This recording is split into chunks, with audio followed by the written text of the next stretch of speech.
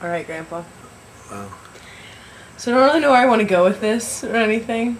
No, I don't know anything. I don't really know either. But I just all the aunts and uncles asked me since this summer I have this video camera. To have you tell your life story so we can get some of these things down on video. Okay. So forever and ever. So I can pass them on to my kids. All right. Well, I And will say, this is the man I'll tell responsible you. for everything.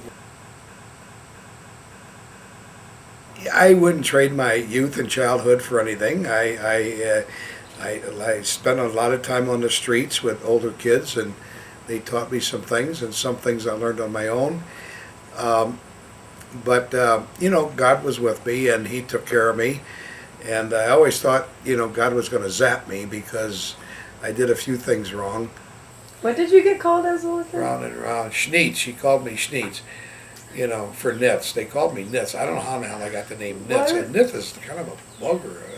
It sounds like a bug anyway. A nit. I think it's like lice. Isn't Yeah, it? what a nit. I don't know, but she talked very broken. So instead of saying neat, nit, she'd say Schneetz, Schnitz, and Schnitzy boy, she'd yell.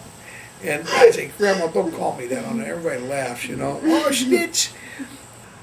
And the amazing thing about Brother Hermes and a couple of brothers, Brother George, was that they saw something in me that I didn't see in myself. You know what I mean? They saw something that I couldn't see yet, but because I was a good guy. I mean, I didn't do really mean bad things. And You just had a rough beginning. well, whatever.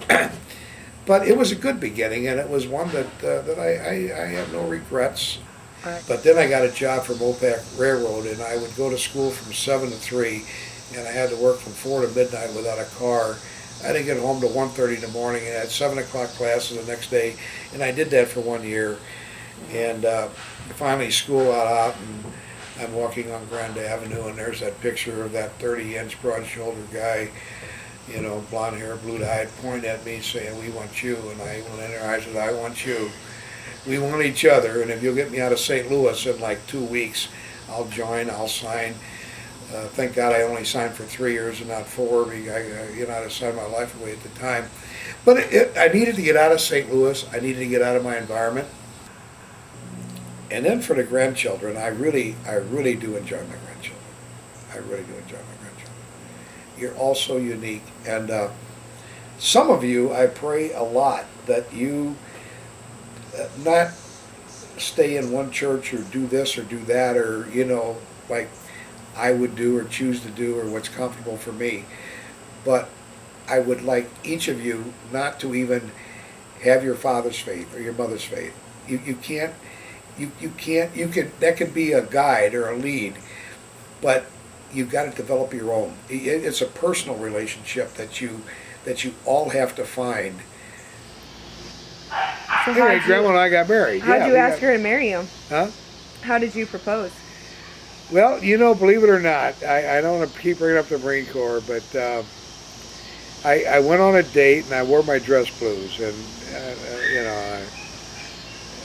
it was just more than she could handle. And things got a little bit more serious that night, and I asked her to marry me. And I said, I thought about marriage, but the colonel there said, or the captain rather, he said, "Hey, Butz, Corporal," he said, "if the Marine Corps wanted you to be married and thought you needed a wife, we'd issue you one." Well, I didn't want them to issue me one, so I wanted to pick my own. Were you on board for Grandma's plans to have a dozen children? Well, I never really, never thought about it. When she hit me with that, when we were dating, for a little extra kiss, I'd have pretty well agreed to anything. Yeah, okay, whatever you want, sweetheart. You name it, you got it. Well, that's some bullshit there, right? So if you had one piece of advice for your kids, what would it be? Just live life and, enjoy it. Enjoy the moment, because I'm at the age now where, Tuesday, I don't look forward to Tuesday at all, but I know one little mistake in that hospital, and I don't mean to play this up now, but yeah, it could end, And do I feel bad about all the wasted time and all the moaning and bitching and complaining? And yeah, I do. Tough shit, work it out. That's my motto. Yeah, that's quite the motto. Well, it's good for Aaron Brockovich, good for me. That's where I got it from. I didn't originate that. If you ever meet God, what do you expect him to say to you? Well, yeah, I mean, that's something everybody thinks about. I hope he has a sense of humor.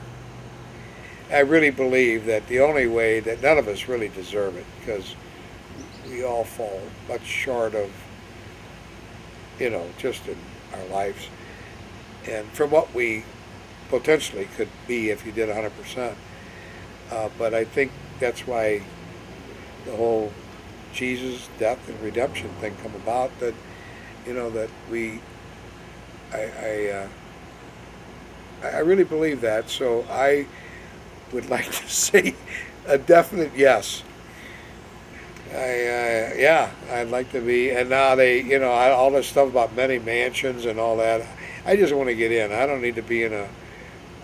I don't need to be in the biggest mansion. So this video is probably going to outlast you, me. I don't know how long it's going to last. Well, is there anything else you want to say? Maybe maybe nothing is taking. Maybe it's not even recording, and we're just having a private conversation. Well, I'd be all right with that. And I probably rattled on, and which I don't mean to, but I have a tendency to. I don't have a command of the language, but I sometimes can talk too much. Anyway, that was my story of my Bardello.